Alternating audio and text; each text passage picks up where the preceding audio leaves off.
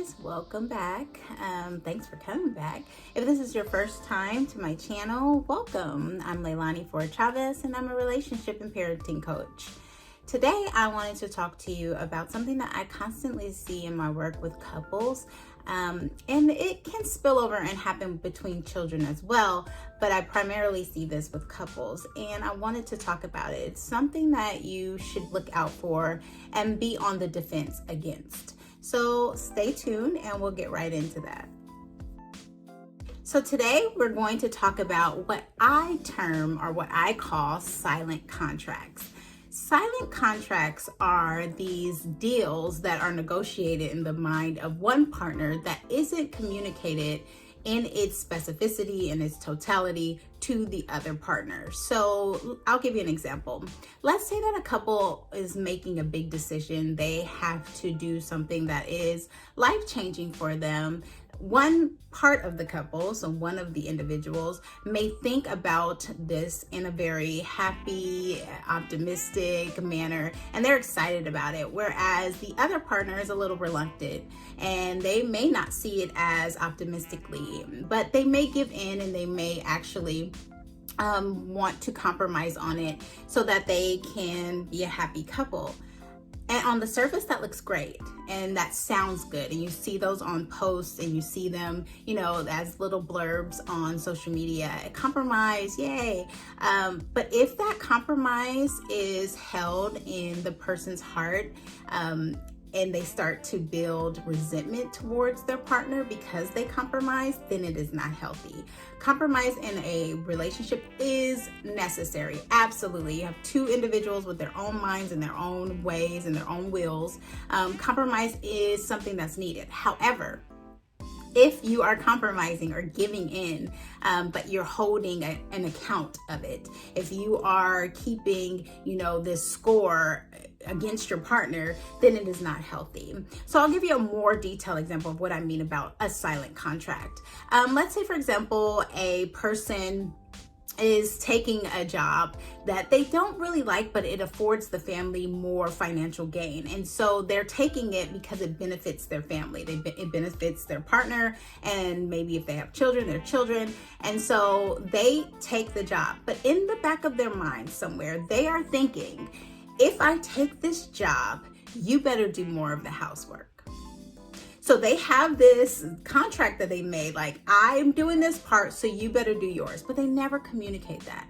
And so what happens is that individual is taking the job, they're doing their part of their contract, but they never communicated it to their partner. And so they are upset with their partner. And remember, communication is key.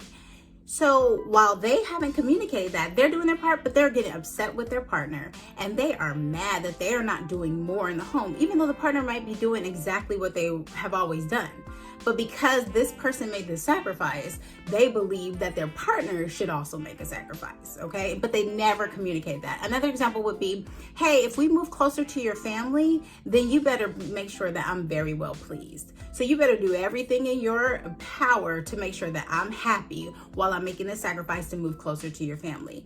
But again, it's never communicated. So that person is just building up resentment against their partner, even though they haven't communicated this contract. They haven't given the person the terms and conditions of their sacrifice or their decision or whatever they've done. Another one is, if I agree to have another child, you better, and you can fill in the blank there, okay? So whether that is a husband agreeing to have another child with his wife or a wife agreeing to have it, it still has some stipulations. And unless you have communicated that with your partner, this is a cancer that can grow, because resentment, it eats the relationship up from the inside out. If you cannot communicate that, you're not giving your partner the chance to even step up to the plate.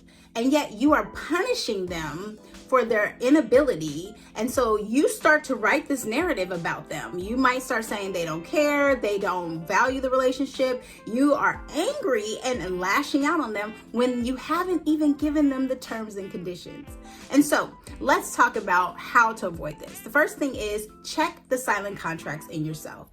What silent contracts have you made with your partner that you never communicated the terms and conditions? That you may have said, I don't want to do this, but then did it, but you didn't say, what are you stipulating? What are you requiring from your partner now that you made this decision?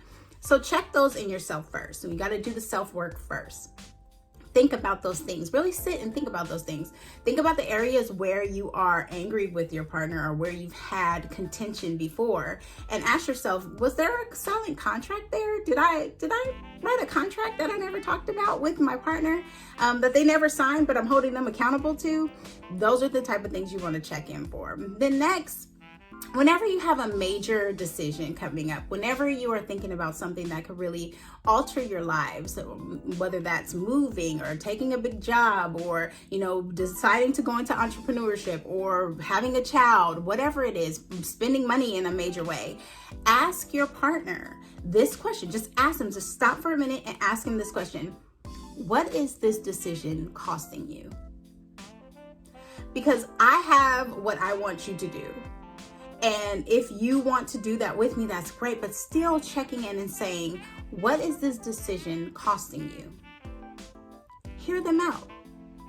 While you may not see it their way, hear them out and see how they see it so you can see how they're processing it.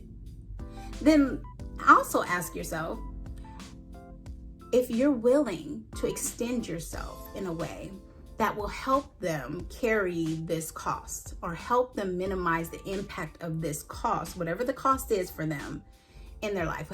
Are you in a space to help them with that? For example, in my first example that I use, if I take this job, you better do more in the home.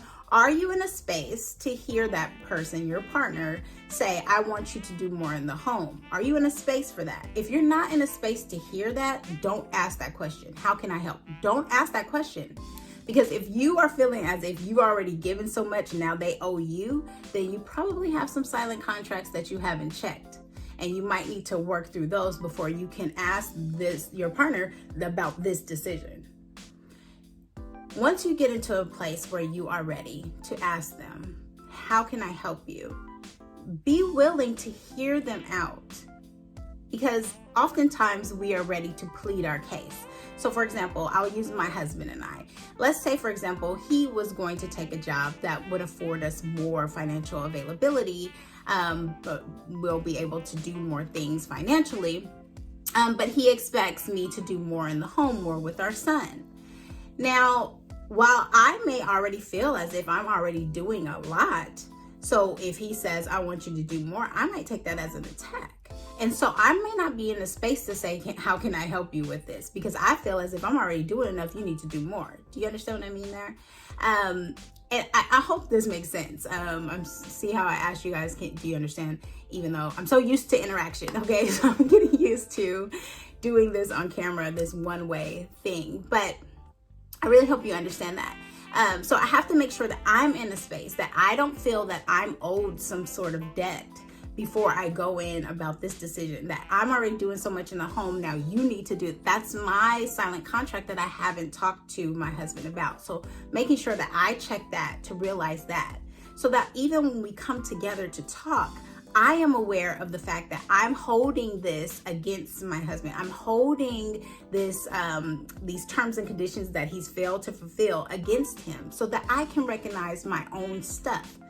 Major problem in relationships is that we don't recognize our own stuff. We think everything is caused by our partner, that they are the ones that are doing this to us. And when in reality, we are perpetuating some of the stuff that's happening to us. And so we have to be able to separate the two. That's oftentimes what I'm doing with my clients, is really just helping them sift through the stuff that they have, that their partner is just touching on, and it bothers them and they think it's their partner that's doing it, but it's actually their own stuff. And so really getting to a place where you can recognize your own stuff so that you can have this healthy conversation. And once you have this conversation, that you can be clear about the contract. That's it. It doesn't mean that you never have a contract. You never have a if then, because that's human nature. We do have those, that if I do this, then you need to do this. And that's why we feel kind of gypped sometimes, is because we're operating off of if then, but the person doesn't fulfill the then. we did the if, but they never did the then. I hope that makes sense. And so we feel gypped by that. Like, we feel as if we've been taken advantage of. We feel as if, you know, they've used us in some way, but we never really communicated that then clearly.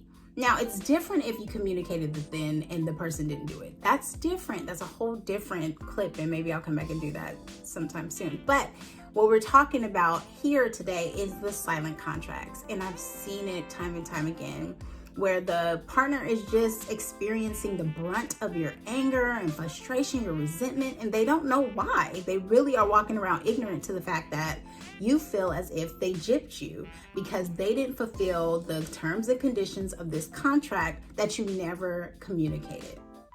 So I hope this helps. I hope that you will think about it, kind of do some self-work and reflect on if you're holding any silent contracts, if you held your partner to a silent contract that you've never talked to them about. I hope that it will spark conversation in your relationship and that healing can come from that. So I hope this helps. Bye, guys.